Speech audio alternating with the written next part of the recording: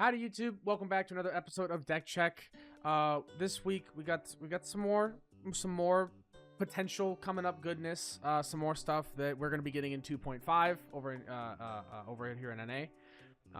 But you know, overall right now all the stuff is still just JP lists that we have so far. I think it's all JP lists, right? Or do you have some English lists in here? This is all JP. Okay, that's what I thought. Before we jump into it though, I'm joined by the beautiful, handsome man himself, Benny Bear. The Ben man. His hair looks so good, bro. I remember when I had hair that looked good, like 20,000 years ago. Probably dating back to the time of the dinosaurs. That was probably the last time I had hair, to be honest with you, at this point. Anyways, before we jump into it though, I just want to thank you guys for watching. Thank you guys for checking this out. If this is your first time watching a deck check video, hopefully you enjoy it. If you do, make sure you drop a like on the video, and if you enjoyed the content that we're putting out there, also subscribe to the channel. It would be awesome to have you. And if you want to get early access to this content and see it before it goes live to the public and some of our thoughts on it and whatnot, think about becoming a member. You also get access to our members first deck profiles as well that we have go out. And we kind of just have a constant rotation of members first content right now for you guys, so you know, people that want to support us a little bit extra, you guys are a little something, a little spice, a little cherry on top. Yeah. But yeah, otherwise I think that's enough of me introing. I might be forgetting something. I don't remember. I'm kind of sick, by the way, so I am also a little sick, so I'm a little EP today. we're gliding through it. We're both a little EP. We're glad it's gonna be fun. This is gonna be a great video. I'll let you go ahead and start, Benny Bear. Yeah. The first deck that we have over here is Royal Knights. This was piloted by Misaki over in JP. This was over at a Tamer battle, and did end up getting first place. So congrats to Misaki for that. I know the last episode of this, I believe we highlighted a Royal Knights deck that was a little bit maybe like not as traditional. I think this one is a little bit more standard. You've got 4 of the Magnamons, which is always like a very good turn 1 play to get out and draw, you know, have some draw power. I'll highlight the new Omegamon, which is absolutely insane. It's a 5-cost blocker. And then on play, if you have 1 or fewer security cards, you can evo into an Omni X antibody in the hand, ignoring the Digivolution requirements and without paying the play cost, which is a really good sort of late game, both defensive and offensive option for this deck, which is really crazy. And then on deletion, you just slide that guy in underneath your Drazzles, which again, there's a lot more interaction with this Omegamon than the previous Omegamon that we had as like the OG Royal Knight support. And then when breeding, when your security stack is removed from during your opponent's turn by suspending this Digimon, you play 1 Omegamon from this Digimon's Digivolution cards without paying the cost. So multiple ways to play this guy out for really good value. And then it's sort of built around like a core set of Royal Knights. You don't get as much of a widespread. You kind of focus on sort of your big hitters, right? So Genku and Jesmon, I think, kind of are your 2 sort of focal like aggression pieces. You've got the Dynas for, again, early game search and cycle. You've got Alphamon and the Rush Gallant as like sort of one-ofs to, I think, more of like defensive options, right? Like Alpha stops big things from swinging. Gallant obviously can do a lot of things with Rush and Deletion. And you've got your GX Ace, Crimson Ace, and your Alphamon or Yukon Ace. All of these are really good on-play effects. I played an Eagles last night at the time of recording, and Oryukin Ace, really good. Who knew that slamming down a level 7 Ace could do so much? And I think Royal Knights is just perfect for it.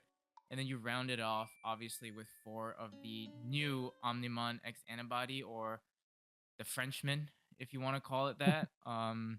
Just to kind of go over him, I breezed over the other cards because we've seen them before, but I really wanted to highlight this guy. Raid, Piercing, Blocker, all the keywords that are huge. On play and when Evo, if Omnimon or X Antibodies in this Digimon's Digivolution cards, you can choose 1 of both players' Digimon and delete all other Digimon, so really good for board wipe and board control. And then return 1 of your opponent's Digimon to the bottom of the deck. So effectively, we'll just get rid of everything on your opponent's board. End of turn, 1 of your Digimon may gain Rush. More often than not, you're giving him Rush. And then you can attack without suspending, which is also just a really good mechanic. So you can do your raid piercing stuff, get rid of bodies, do more board control with its effects, and then end of turn, just go ahead, swing with like basically like overclock in a sense, right? With attacking without suspending, right? Yeah. So really, really good. Cool Boy makes your plays much more efficient. This new Cool Boy is really good for consistency and again, just making your plays more efficient. Being able to draw one and gain a memory. There were times where if you have like multiple Cool Boys out on board and you've got your Drazzle stacks, like you're playing Oryukin for like 2, which is like crazy. Yeah. And then Last Guardian again is a really good card for like keeping your Omnimon on board. So you don't have to always rely on like bringing all the boys to play for the Omni Rush OTK sort of strategy. You could bring out an Omni, use it as a defensive option. If you have Last Guardian, it sticks on board, Evo Omni X, and you can do some crazy things there too. Yeah. So a lot of really neat things and a lot of like toolboxy things that this deck can do. And it's going to be really, really good again. You know, and I know it's going to make some waves, and I think you should anticipate seeing this if you're going to be playing competitively in tournaments moving forward. Yeah, agreed. Last thing I will highlight before we move on, I don't want to take too much time, No, but you're fine. Medieval Gallant, I mean, the card's just busted, you know, when you have the ability to just like play this card out. It doesn't get the like cost reduction per se, but being able to just again use this as another option to like again do more board control and kind of keep him out there and kind of just floodgate your opponent is also really, really good. Yeah. I was gonna say something to just kind of add on to what you're saying. Because he's on a Royal Knight, he'll stay out there. Drazel won't tuck him, so he can just sit there and just keep floodgating your opponent while you play things, and you can trigger his effect as well off of you playing things too on your turn. Correct. So he just kind of stays as this nice mean piece that can also push aggression with Alliance in your Royal Knight pieces that you slam for pretty cheap. So, but yeah. Yeah, no, I mean, I think a common theme that we'll be seeing in all of these decks, right, is that if you can run Medieval Gallant and if you can run the Baguette Man, you can. You just do it because they're just so good. True. But True and that's real. all I got. Okay, we'll jump on to the next one. This next list is a Tyrannomon list by Jizaku. One got first place at an Evo Cup. Looks like 23 Tamers were in this one. Some really cool stuff in here. So it's running Uko pieces, which you know is pretty standard for finding some like just good early search. We don't see any of the Black Agu from EX8. Instead, we see some Guilmon low end, which I know some people have been testing. The ST Guilmon's pretty generic with its when something's deleted, draw one, which is pretty good. Rush Guilmon's very good as well. Especially because just as if a game goes pretty long, and Tyrannomon can drag out games with his defensive capabilities, you can kind of get some cheeky Rush Guilmon for game in a way. One tech that's in here that I think is really, really cool is the one Garudamon X Antibody. It makes sense with Fortitude with your Dynomon. You can kind of set that up to trash security. On top of that, too, I believe we have X Antibodies in the deck. Yeah, we do. So we can actually get advantage of its effect to return a card from the trash. Because it doesn't look for specifically bird, it just looks for a red Digimon card. So we can grab pretty much all of our deck. And then go ahead and delete something with DP less than or equal to it, which we have lots of DP boosts in our inheritables, so we can be deleting 12k DP or lower Digimon pretty often with this. And then, of course, you can give something Rush when you add a card back to the hand. So, if you've just played something out that turn as well, you can be able to kind of cycle and get a little bit crazy with it. Other than that, we see a lot of other standard level 5s with the Master Tyranno and Metal Tyranno. We do see the new Rust Tyranno promo here. This card, I'm still iffy on it. I see its potential, but at the end of the day, there's no real removal to it other than it needs to hit something. And while yes, the Digivolve 4 is really big, if something has protection from Digimon effects or if they hard slam something, he doesn't really do anything about it, unfortunately. But he does have the ability to unsuspend and kind of push some extra aggression, which can be really good with trashing security or piercing and doing checks. So. There's definitely with piercing is also pretty good. Yeah, that's what I'm saying. Like he can do some decent damage. I'm interested to see how this card will actually play out. I just feel like everything just DP climbs so high, and has so many protections right now that I feel like he's probably pretty iffy without any actual like removal that he has on himself. Otherwise, Medieval Gallant, like we were saying before, if you can fit it, you try and toss it in there. And this deck being green-red entirely, there's no reason not to. And we also see two of the new Omnimon X, which, I'm not going to go over the whole card again, but, I mean, we are running red top end for the majority of it, so, it's just a good finisher piece. Especially because, like, your Dynomon can swing to its checks. If something does happen to it, it Fortitude's back out, you just Evo Omni X over it, and do your whole thing. Go crazy with it. You can even still get the X Anybody effect off it if you tuck X Anybody after your Dynamon pops. And then we just see consistency options. Garnet Memory Boost just pretty much grabs everything in the deck. Offense Training, obviously. The one of Offense Training I think is a little bit weird. I would honestly just put another Scramble in at that point, probably. But, you know, to each their own. Scramble obviously is a good card. X Anybody's a good card.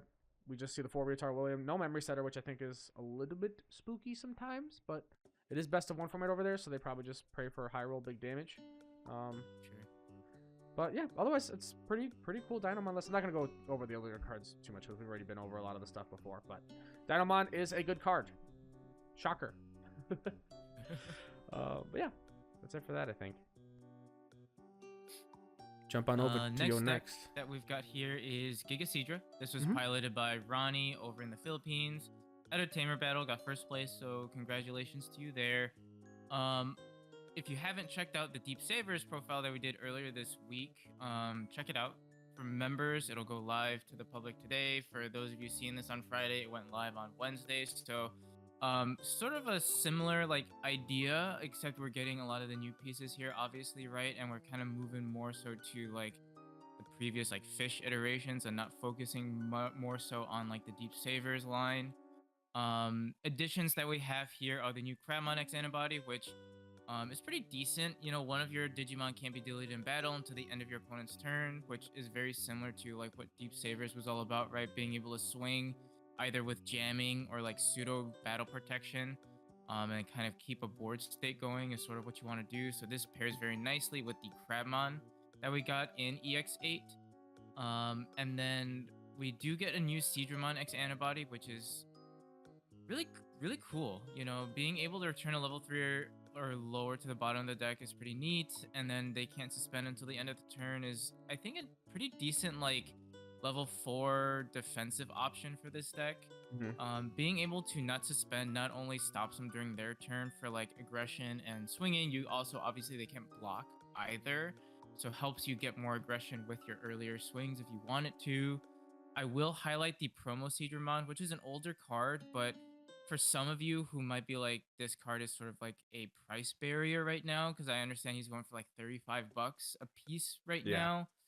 It's really good. I think there's definitely a reason why he's expensive. I mean, being able to give a Digimon when it's played out rush, I think just adds added aggression to this deck. Although I will say, you can't get by without it. You know, they're only running 2 here. I think if you can just substitute like another Seadramon and another level 4, you can still make the deck work, although maybe just like a step slower than if you had your Promo Seadras.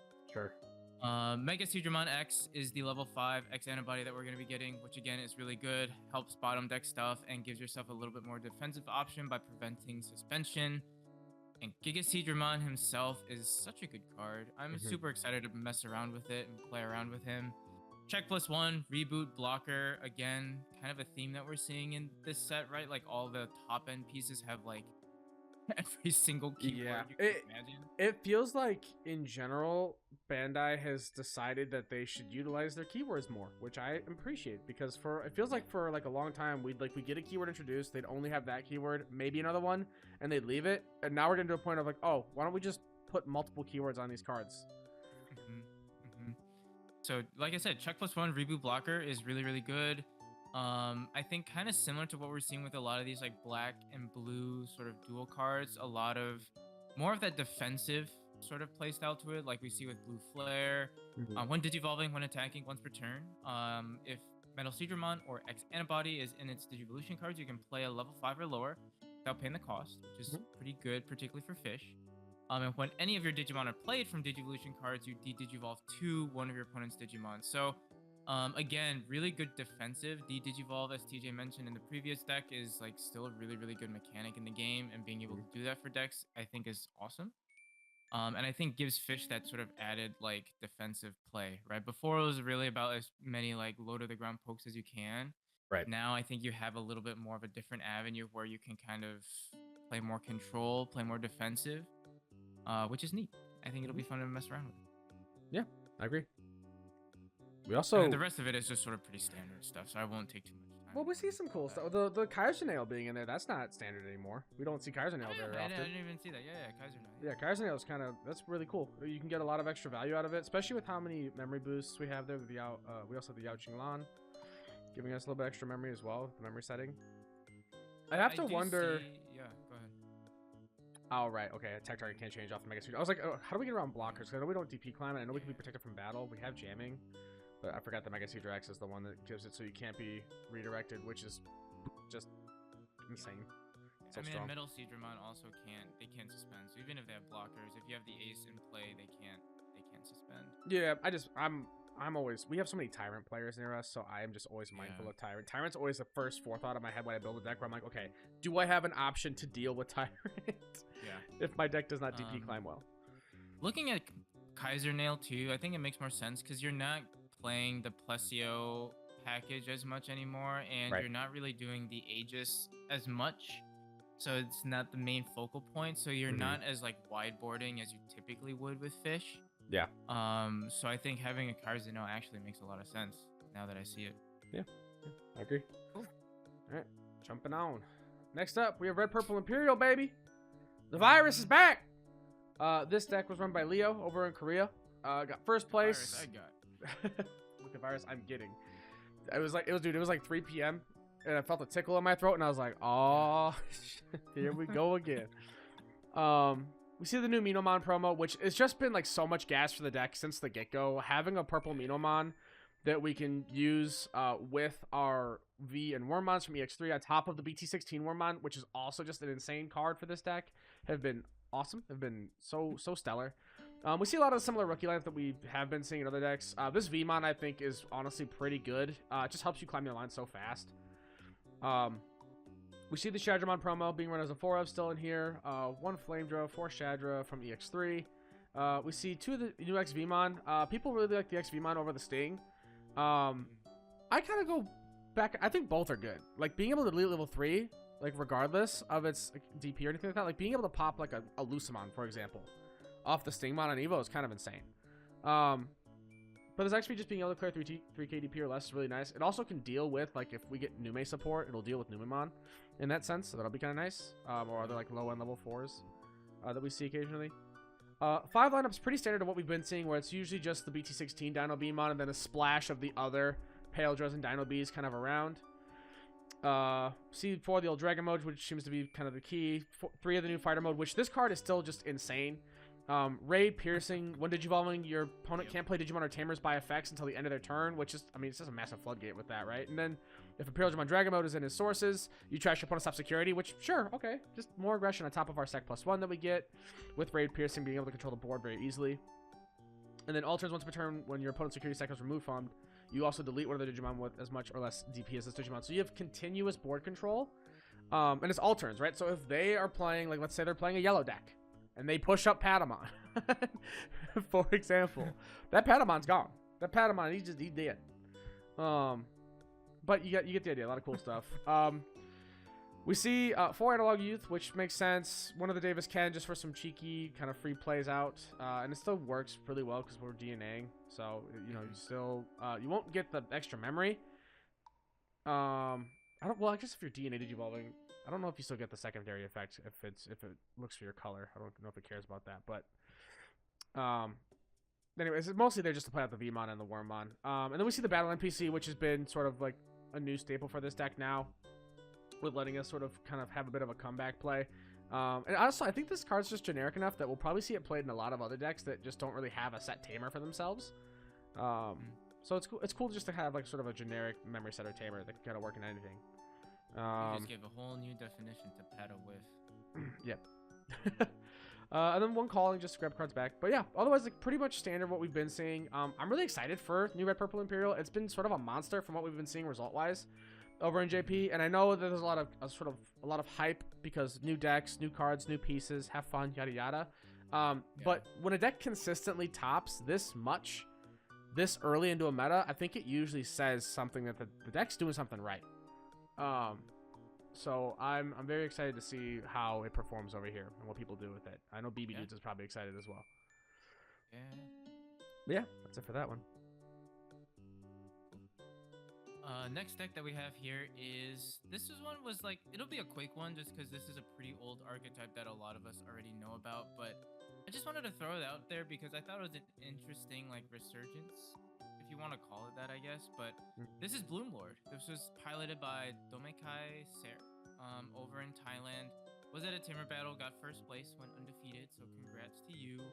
I just wanted to like touch upon it because I don't think this is a deck that a lot of people think about when they're kind of thinking about the meta in general right now. I think Bloom sort of fell off once like Crimson became a thing and decks like Gallantmon and whatnot were running around.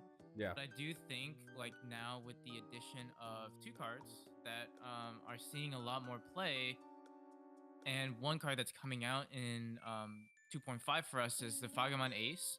I think Zafaga Ace goes kind of crazy in this deck. Yeah. Granted, he's only running it at a 1-of, or he or she is running it at a 1-of right now. You do draw enough in this deck where you're probably bound to see Zafaga, and the ability to do what Zafaga Ace does is wild. So it has Piercing, Vortex, and Blocker. All turns, when any Digimon suspend, you can unsuspend, and then on play and when Digivolving, you can suspend 1 Digimon. Then for every 2 suspended Digimon, you may return 1 of your opponent's suspended Digimon to the bottom of the deck. So just imagine, like, with how wideboarding like Bloom can be, you can just say bye-bye, bye-bye, Yeah. bye-bye. Yeah. It's insane what this card can do in this deck. And then obviously Medieval Gallant has a great place here. Is a green card, so it's within the color scheme. And again, with how many bodies you spew out with BloomLord, you can definitely find some cheeky ways to get rid of bodies on your opponent's side too. So I think definitely 2 cards that really support this deck and fit really, really well with what it wants to do. The rest of the deck I think is pretty standard. You've got your like level 3s that kind of search and play out stuff. Your level 4s essentially make your like evos a little bit cheaper. You can play out stuff again to kind of fuel that engine of Bloom. Your level 5s have the Digisorption. They are using the Grand Galemon, which I think is really neat. Would pair nicely with a Zafaga play. Has immunity, so would be pretty nice. They are running Chimeras, which makes sense. And then the rest of the deck is pretty standard. Your Mimis, your Memboost, your Trainings, and your Scramble. So it's neat to see that just 2 cards can kind of put things back on the radar. Yeah. Yeah. Agreed. All right. Slide on to the next one. Sir. All right. Last and not least, Jarrell. Knock knock. Judge Jorrell. Ow. Does Jarrell need the list, by the way? Fair. I'm playing Grand Blue. Okay. Well, All right. we've got Jesmon. It's me, your guy who played Jesmon twice, 5 sets ago. Longer than that. We're on BT 18. When did I play Jess last? Okay. All right. We see draw Koros. This is standard just for checking security. Good stuff like that. We see a lot of the older pieces in general, like a lot of just like good consistency search pieces in Jess. The new Huckmon is pretty good. I think all the new BT20 pieces are honestly pretty good. Jesmon just sort of suffers from its same like prognosis of if you see your pieces, you probably won the game. If you didn't, you lost. There's no like neutral game with this deck. It's all or nothing. It's either you either high roll or you lose. Those are the 2 options. There's no mid roll, there's no low roll. You just one or the other. Especially with how fast today's meta is, unless the occasional like 5% of the time where your opponent also bricks and you somehow unbrick first. The new Huckmon's good though, with start of main phase by being able to trash a card with Huckmon or Systemon in name, or the Royal Knight trait in your hand. You can draw 1 and gain a memory, so it kind of helps you with being memory choke, because one of the biggest things to stopping Jess from its previous plays was memory choking it as much as possible. So this Huckmon just gives you the extra little chunk of memory to kind of keep, do what you want to do. The new Bauhuck's pretty cool as well, where you can just, as a main effect, you can play 1 Digimon card with Sister or Genku in its name from your hand with the cost reduced by 2, which is pretty nice. Just being able to hard slam something, it's a main just effect. You don't have to like do it when you evo. You can evo this guy in the back if you don't feel like you need the extra memory off the Huckmon, or let's say you are in your BT6 Huckmon. You can push this up and then use this effect to drop something, which is pretty nice.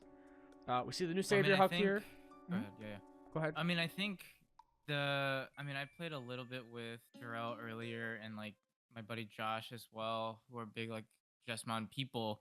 Sure. And I think the new like focus of Jess almost has become like Genku. Jarrell, correct me if I'm wrong, but like you kind of live. I wouldn't say live and die. That might be a little bit extreme, but like what really spurs your combos off is getting this new Genkumon played out. Yeah. Because then you can go into like Genku X, and then have like a board that sticks, and then threaten that ace play. That's really like what you're hoping Right. to do. So like that Bauhuck being able to reduce the play cost by 2 is like really nice for the Genku, because instead of an 8 cost, he becomes a 6 cost.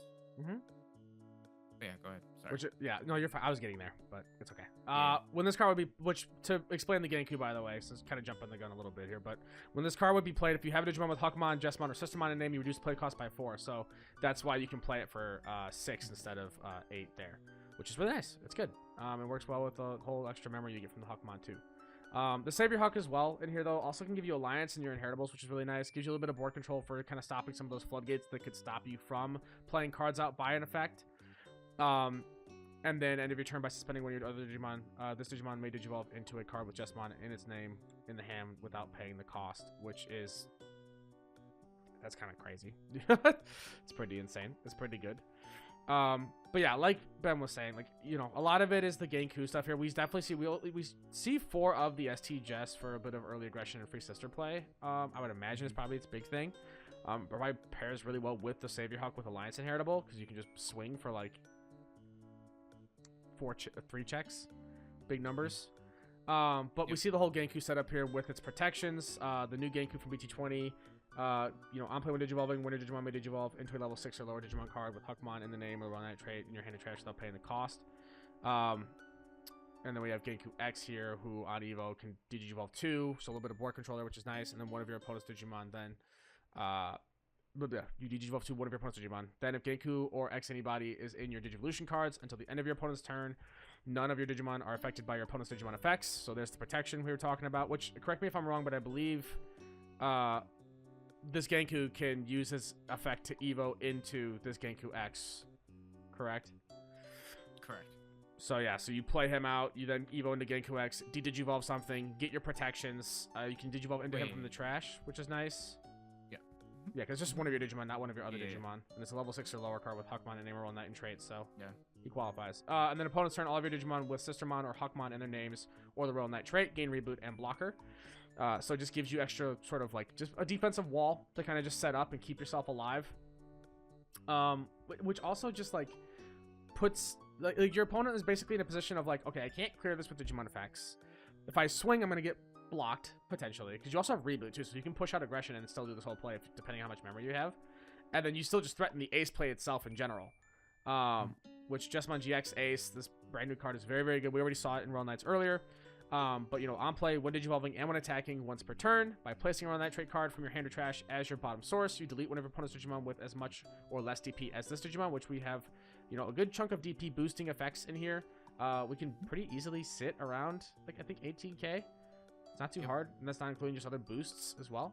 And this Digimon, when attacking once per turn, this Digimon unsuspends. Then for every 2 Royal Knight trait cards in your sources, you trash your opponent's top security card. So overall, just like really, really good for pushing aggression after like a good sort of counterplay against your opponent if they swing a little bit too haphazardly. And then of course we still have the old Jesmon GX as well, just for your standard kind of big swing check, massive DP monster man. And they're pretty standard lineup for options and tamers here. We have 4 of the analog youth, which, you know, was really good for just grabbing pieces, sets up your trash. We can Digivolve from trash with a lot of things, so we don't mind putting pieces in there.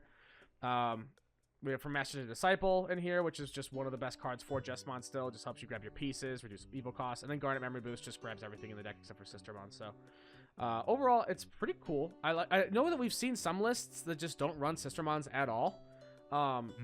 It's neat to still see a list that is still trying to run them a little bit. But Jesmon's ratios still are always just so skewed. I don't think I could ever play it because it would make me so nervous. I mean, we're looking at, what, 16 level 6s and 7s total? 12 level 6s, 4 4s, 4 5s, 8 3s. I mean, we're not including the sisters because they don't really count. They don't.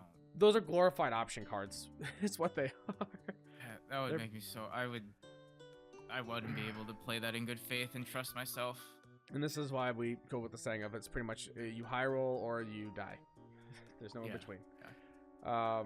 But yeah, you know, Jesmon is still cool.